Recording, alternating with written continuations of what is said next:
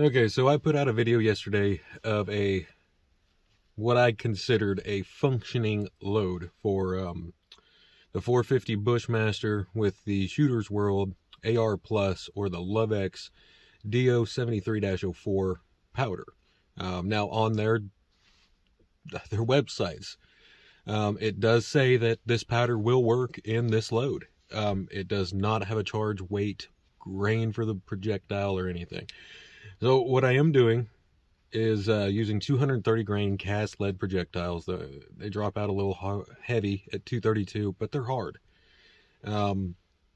Roughly 18 BHN-ish. Now I did find what I called a functioning load. Now from the other videos, I will say that my articulation, my vocabulary, and my grammar all suck. They're horrible. I called parts of a firearm things that are not right, and I only caught that whenever I actually went back and watched it and cringed. Just like I probably will with this one. But I've got to have some sort of functioning load. So what I'm going to do, I've already got 18 loaded up, 54 grains. I did go find out that you can function. It cycles at, well, 53.5 grains of this powder. And that, of course, is with a 230 grain cast lead projectile. Out of a lead mold, nothing special, size down to 451. Now, I have to put one heck of a crimp on these things, or they will not, they just will not function. Even with just a little bit of burnt powder or a burr that's on one of the cast bullets that get jammed up in there whenever it fires, it will not let it properly go into battery. It's just enough. You had to run a bore brush down through it and clean out some unburnt powder. But with the 54, I didn't have any of that. Now with the 53.5, I had just a little bit. So I'm going to try and mitigate that, eliminate that completely, and then find a load that is going to actually hit consistently. So I've got a barrel lid set up 50 yards, the same distance I was shooting at yesterday. Yes, I'm in my truck. It's still freaking cold. It's 12 degrees. But I don't want to lose my brass none the same. So I'm going to use the same point of aim on every single shot. I may run all 18. I don't know. It just depends. I am vested up, whatever, just because I've still not got anything back from the manufacturers yet on anything. I don't want to die, but I am impatient, to say the least. So what I'm going to do, I'm going to go ahead and load them up. I've got 3 in the mag right now.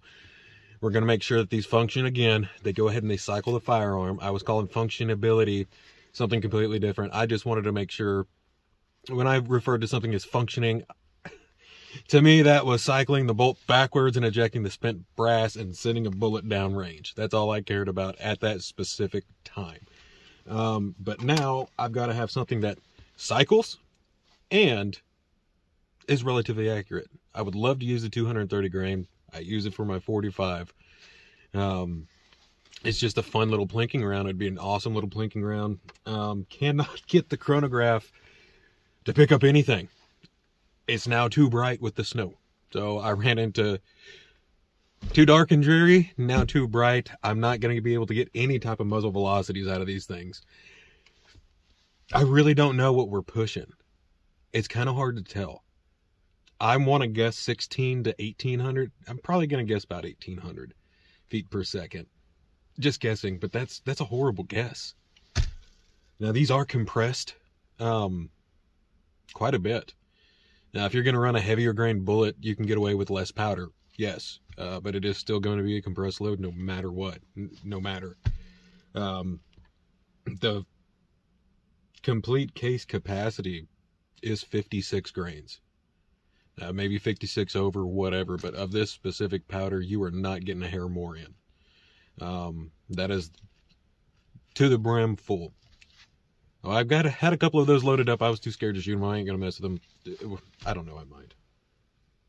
But I am just going to shut up and shoot, dummy, because that's what if anybody's here for, that's all they care about is functioning. So 230 grains, 54 grains of Shooter's World AR Plus, or the lovex D073-04 powder. I've got Winchester small rifle primer in here. Now, I'm not using a Magnum primer or anything like that. That way I'll be able to tell stress indicators on the primers easier. You get a harder primer, it's a little bit harder to tell some of the stress indications, other than like case head separation or something crazy like that. But yeah, I'm gonna shut up. We're gonna get at it. I'm gonna send it home from the open position, or the bolt locked open position. So we're just gonna have at it. I'm gonna fire off 3, and if I don't die on this one, maybe old Robert Downey Jr. over here can get flipped right side up, and we won't jinx ourselves any. But yeah, whatever, call me a wuss, but I'm vested up. I've got my tourniquet on me. I'm in the truck. If I got to go to the hospital, I can, and I do actually have somebody on standby. So when I say we, I'm not just meaning a mouse in my pocket. No, shut up. Get going, dummy, huh? Chambered. Now this is still a stock Ruger 5.56, or the AR 5.56 lower. This does not have a upgraded buffer tube in it, buffer tube spring, nothing. So I'm just kind of relying on a heavy crimp to send these things home with the spring. So we're gonna find out. I know it does function. Same hold.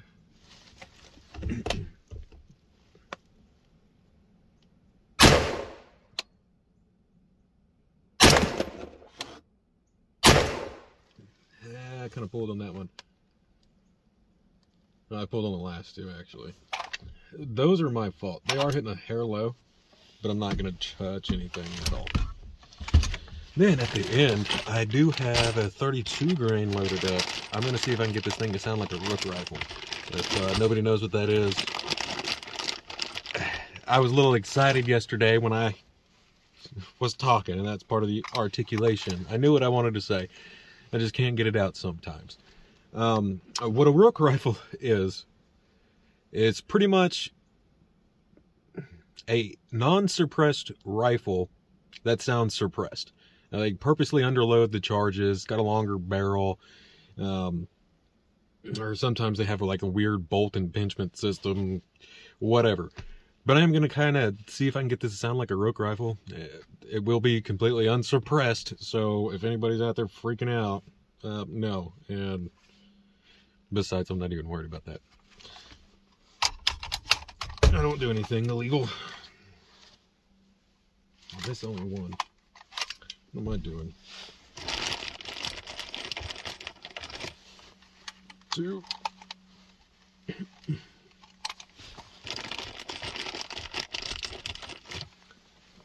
So I'm going to actually focus more on my trigger pull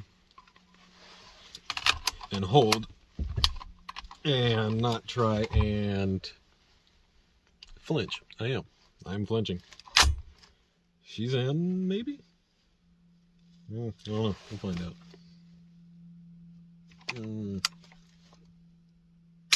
Nope. Okay. That's the issue we have.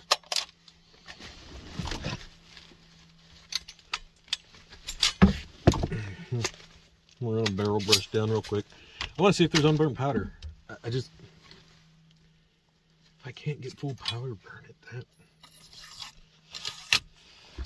Now, I know some of these things have to break in just a hair, but that should.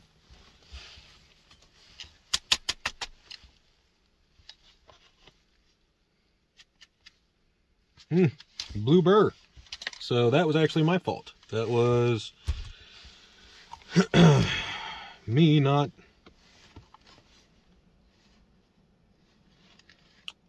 either having the right crimp, or I just didn't size it correctly, or something funky went on. But, well, hello there. We're gonna find out real quick. Yeah, see, I don't know. You guys can even tell there. Let's see. There is, right there, Just that little tiny spot right there. And what that did, when I sent that in, that hit into the chamber and it would not let this thing go any farther. So I am running cartridge overall length shorter. Cartridge overall length is 2.26. I am at 2.150. It just seemed to get a little bit down loader on the lube groove. I may even go a little bit shorter than that. Might as well. But we're gonna see where these things are hitting. I'm gonna make sure that is cleared. We're gonna send from closed bolt, like it should, see if it functions and seats properly in the chamber, into battery. Clunk, nice and well. So, focus on aiming and not flinching.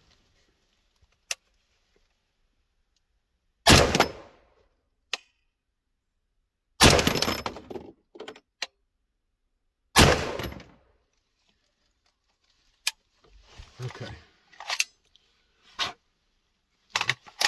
That was 3 down. We were safe. Brush.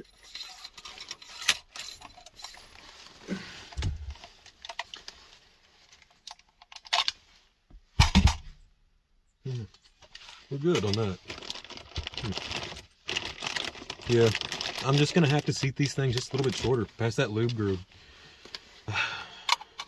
If it has any type of burr, any weirdness to it, if it is not crimped heavy, well, you probably can't even see that. It's just not gonna work. Now I'm actually, I don't know. I might be getting some reliability or some accuracy out of this. Now that I'm kind of calm myself down and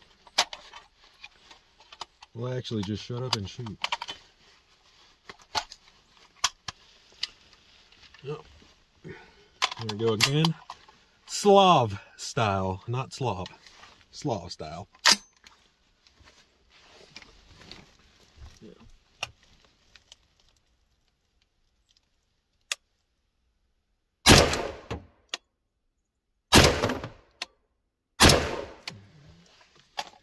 My brass is going right out the window. Dang it. Oh well, it's okay. At least it's falling right there. So, it actually looks like I've got some pretty good consistency. That was 6 rounds. I'm gonna go ahead and fire off 9. I've got 18, so you know, half skis. Oh. Desiccant comes in your Starline brass. If you ever order from Starline, great brass. No complaints. I've got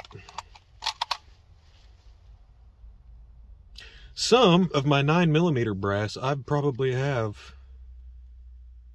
45 reloadings on or more, and that's Starline. Now you start getting with the Federal Cartridge Company, the Winchesters, about 20, honestly.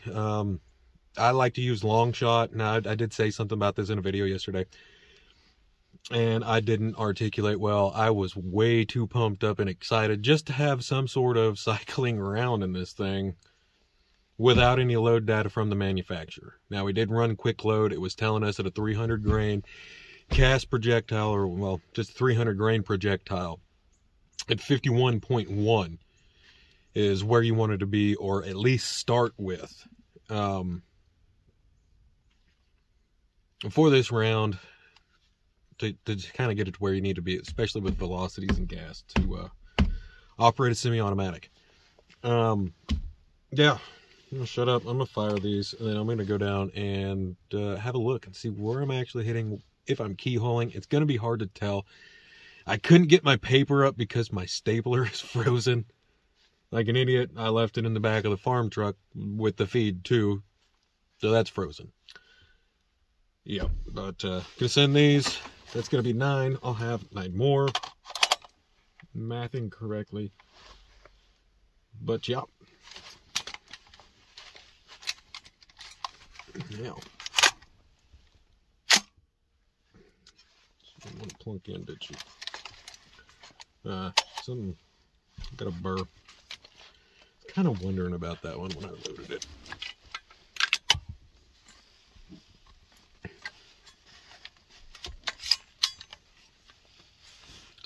Don't freak out, okay?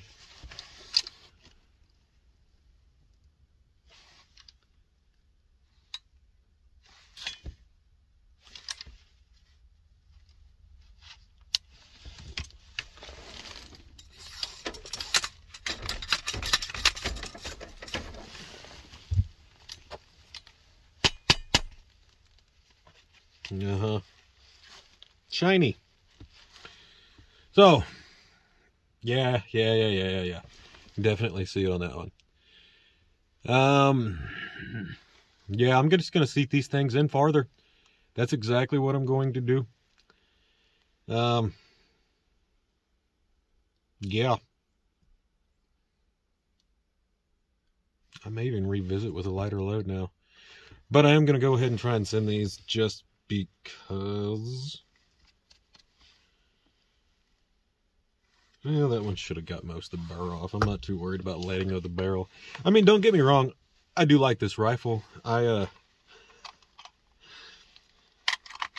wanted the 350 Legend because I already have a 450 BCA, the side charging with a 16-inch barrel. Now this is an 18. It's kind of whatever, but I don't really care if I blow this one up. So it was a Christmas present from somebody, whatever. An early Christmas present, I guess. Anyway, shut up, dummy. No sense. Yeah.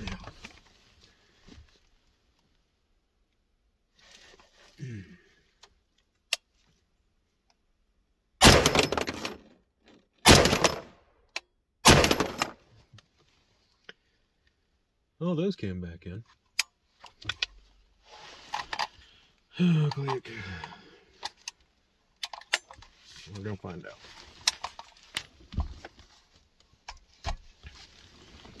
I'm gonna get my brass though, so just a second. Okay, so now that I'm down here, I mean, honestly, it's not too bad considering that the red dot that I have on it is like, oh god, it's a Burris clone. I think I gave $17 for it on eBay. Like one of those just unbranded Chinese ones. I didn't want to blow up something expensive. I mean, honestly, my Sig Romeo, it's more expensive than the upper. So I could actually see the red dot walking around on me as I was shooting, so it's probably not the best. I've got a cheap scope I might try and set up on there, but it's not too bad. I don't think they're keyholing. These are just set up at an angle. Honestly, it's not too bad of a grouping for something that's like $17 from eBay and way too heavy for it. It's a air rifle or airsoft red dot, but yeah, I'm gonna go down, do that again, just because I've got 9 left, and yeah, why not? Well, hang on. Okay, I made it back to the 50-yard line. Yeah, I don't know if anybody can even see that. I got some wigglage. It's alright though. It does actually seem like I'm getting fairly decent accuracy. But like I said, this is like the cheapest red dot I have. If I was gonna blow it up, I wasn't gonna blow up my freaking Sig at least, because that's the silicon tube. And I do have that Ozark armament, like dirt cheap whatever from Amazon I picked up. It's an ACOG clone I've had for about 4 months. I keep it on my truck gun. This is actually the lower off of it. And 5250 Jesus. I mean, I can hit a 4-inch gong. In fact, I've got a short now. It lasered at 257 yards, and that's running M193s. I'm not going to use M855s on my steel. Even at that yardage, I don't want to tear up my steel. That's stupid. Even here, I've got a hostage target. Can't hardly see it because it is white. But there's, yeah, no, I pick it with slugs all day. In fact, anybody ever wants to see how to take a 12 gauge or regular box of your Federal Western Express or Winchester Western or your Federal Birdshot and turn them into slugs, I'm actually still getting 1,200 feet per second out of these things. These are 7/8 Lee key drive slugs. You'll see everybody cut the top off and just kind of discard it and then punch out nitro cards. Screw that. Actually take the top of the crimp that you cut off, flip it around where that pointy end's kind of facing up, and it works perfectly. So if anybody ever wants to see that, let me know. But I know I said I was going to quit making YouTube videos, but I can't just put crap out there with my name attached to it and it not be right, especially with what I do. I'm not going to mention that because whatever. But anyway, this one, I don't know where we picked that one up at, but it was on the case. This has a nasty little gouge in it. I'm not exactly sure what happened, but yeah, we're locked all the way back. I just got the dust cover closed. So yeah, it's chambered. I'm gonna fire 2 more groups of these, and then I've got a 32 grain I'm gonna try out and see if I can get this thing to sound like a Rook rifle. That'd be kind of cool. I know it's not gonna function, but with the gas system that's in this thing, I really have some ambitions. Let's just say that. And anyway, I'm using the same hold. I'm gonna try and get these to function, and I'm gonna pick a different spot on the target. I'm hitting left, so I'm gonna go ahead and just kind of, now I'm holding at the same spot. I know where I'm hitting at. So, oh gosh. Ooh, safety.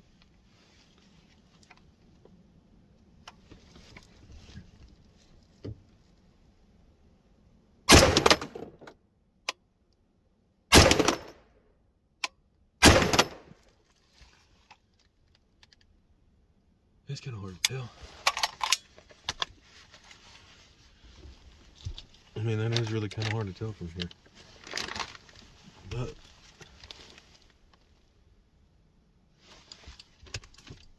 it's actually looking kind of decent. I'm not going to jinx myself, though.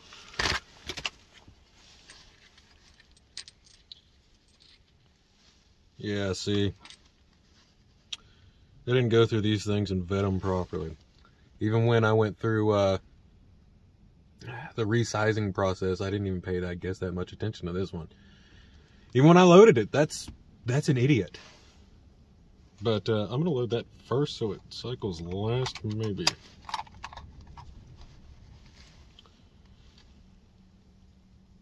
Gosh dang, I'm just going to have to vet these bullets better. Even if I have to double powder coat them and then knock them down through the sizer. You know, add a couple thous onto them just to make sure that you knock every little tiny burr off, because it will definitely throw a hiccup in the thing.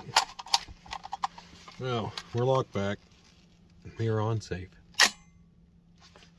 Nope.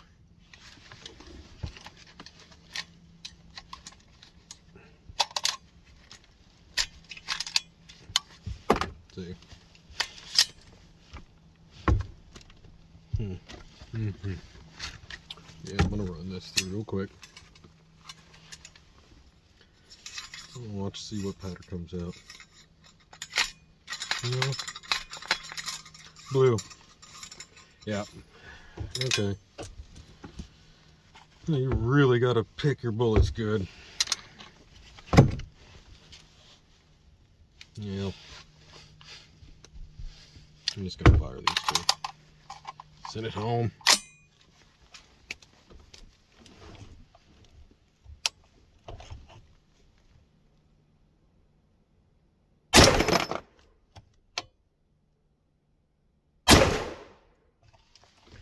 Okay.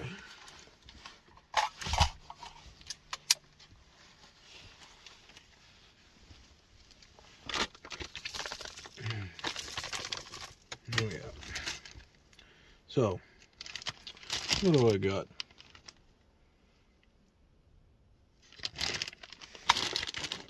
No, that's the 34 grade.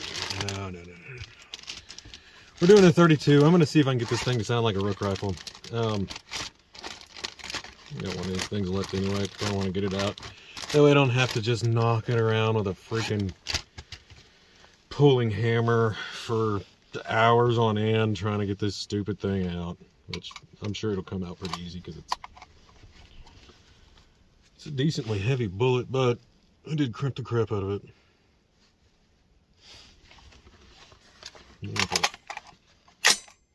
Yeah, let's see if we can get this thing to sound like a rook rifle.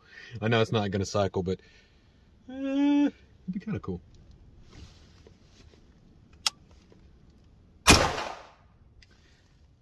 I don't know if you guys could tell the difference in sound at all. Yeah, definitely.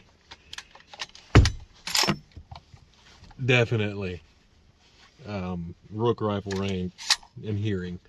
I'm out. I'm done for today. I am gonna go and check out the target itself and verify that I'm not keyholing.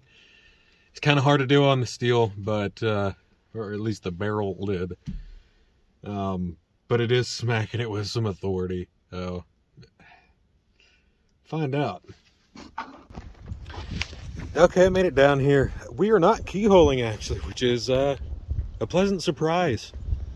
Now that I tightened the red dot down just a hair, it's actually quite consistent.